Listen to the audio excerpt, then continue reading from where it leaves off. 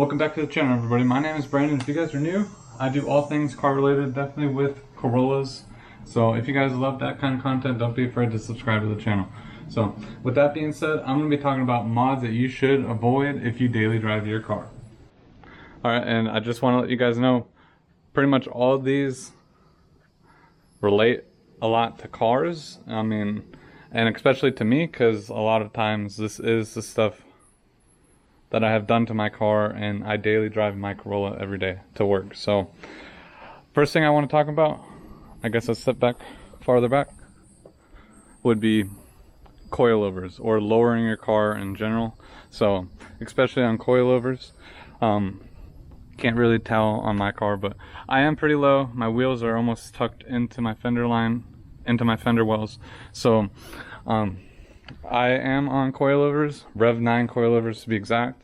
But one of the biggest things I hate about being so low is having to watch out for any holes, any steep dips, or like say like my driveway is not as bad, but there are some things that are like slanted in, and you'll definitely scrape either your front or your back or something like that. So that is one of the biggest things I do not like about daily driving a lowered car like this, because of those main reasons. I mean, one of the biggest reasons I do it is obviously it looks really nice. So that is one of the biggest reasons why I drive my car every day with coilovers, because I just think it looks all around really nice. But practicality, the ride is very harsh. You got to watch out for, say, holes, steep hills, inclines, and stuff like that, and it's just not the best. But obviously I tolerate it, so I'm not going to say it's the worst thing, but that is one of the biggest things that I would definitely say is on the list for number one.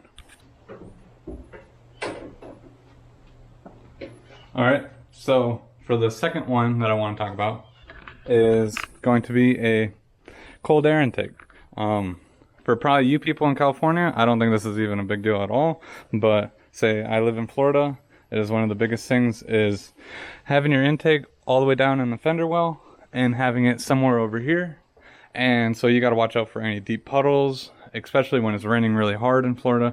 You probably don't want to drive it because water can get in easily and can get sucked into the filter. So you have a very high chance of hydrolocking your engine if you have a true cold air intake that goes down into the fender well. So I mean, if you had like a short ram or something, like say on my Camry I have a short ram, that's the intake is up here. I mean, there's lots of controversy about those are horrible, blah blah blah, they don't increase horsepower, but they make it sound good. So that's one reason why you want to have it. They make it sound really good. But that is one of the things that you really got to watch out for if you live somewhere where it rains a lot, or if there's constant puddles or something like that. You definitely want to watch out where you drive, because if you hit a good puddle and your engine sucks up that water, you have a very high chance of destroying your engine. So that would be number two on the list. Alright, so one of the next ones I want to talk about is the tow strap. You know how many times I get questioned about why I have this on my car, or what does it do and everything like that, and in reality it does nothing. I mean, even if, since I do have it bolted to the crash bar, it's still not rated to be towed with anything. So I get so many questions of, what is that, why'd you do it, everything like that. So it's such an impractical mod to do, more visual than anything. But if you daily drive your car, I bet you get probably tons of questions of why that's there and what it's for and everything like that. I'm not gonna say it ruins anything, but it definitely does get people asking questions and everything like that. So that is one thing. And when you tell them your answer, if it's just a visual mod, then they all look at you like, why you put it on there then? So that is going to be the third mod I want to talk about. Alright, and then moving on to the back of the car, you probably will know what I'm going to talk about, is one of these. So this particular one on the Borla exhaust on the Corolla isn't as bad, but like say when people get a muffler delete or a straight pipe or anything like that, I don't know how people can drive with such loud, obnoxious noise all the time. Like, yeah, it's fun to drive with and fun to hear the noise, but like say if you're just cruising to work in the morning, I don't think you want to listen to a really loud exhaust just trying to go to work or just cruising to go get food or something like that. So that is one of the things I personally don't like, is a loud exhaust every single day, all day. If I could turn it on and off, that would be even better, like to have an active exhaust, but I don't. So, but that is going to be the fourth one on my list, is an obnoxious loud exhaust, because I like it, but I don't like it all the time. Alright, the next mod I want to talk about is a tune. So specifically like a burble and pop tune or whatever, so your exhaust makes all the pop noises and stuff like that. That is one thing I would definitely say, as a daily driving car, you really don't want that. Especially like with me, I have it, and every once in a while it's like I don't want it, and it'll still end up doing a pop or bang here and there. It almost sounds like there might be something wrong with the car because it just does it very inconsistently. But that is one thing too about a tune. And also as well, on my Corolla specifically, I have it tuned on 93 octane, and obviously, as you know, 87 to 93 octane, there's like $1 a gallon difference. So with that, the fill-up costs also cost more as well. I went from paying like $40-something a tank to over $60 a tank. So you're paying more for gas when you really don't need to. As well as with the tune, you're tuning the engine to get more power, and then that creates more engine wear theoretically on the car. I mean, I could be wrong, but usually if you're tuning the car, you're for more power, and the more power will overall start to wear out your engine faster when you really don't need to.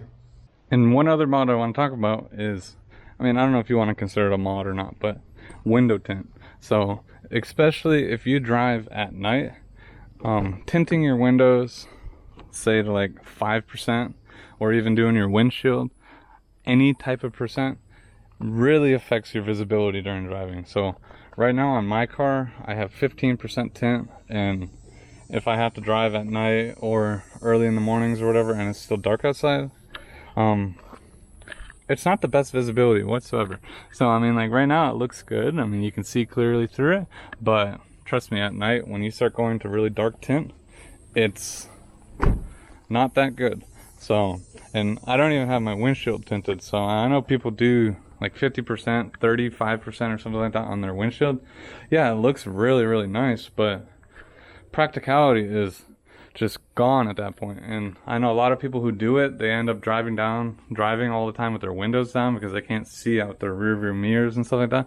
So that is probably going to be one of my top mods I do not like, is the tinting of the windshield and really dark tint around the rest of the car. So if you can't see out your windows when you're driving, then that just makes it very impractical to drive as a daily driving car. So I mean, if you're a show car, I can definitely see you drive it during the day, and then at night you don't have to drive it. So, but if you're a daily driver, I would not go with windshield tint or really dark tint. Alright, so with all that being said, those were the top mods I would say you shouldn't do to your daily driver. I mean, unless you want to put yourself through it. Like I said, I drive in Coilovers every day. I do have a cold air intake that I gotta watch out. Like if it's raining really hard, I do not want to drive this car. So, and so on and so forth. But those are probably some things from experience I would probably change or try to find better products, so that way you don't have to worry about those types of things. So with all that being said, thank you guys so much for watching. If you guys are new, subscribe to the channel, smash that like button, and I'll see you guys next time.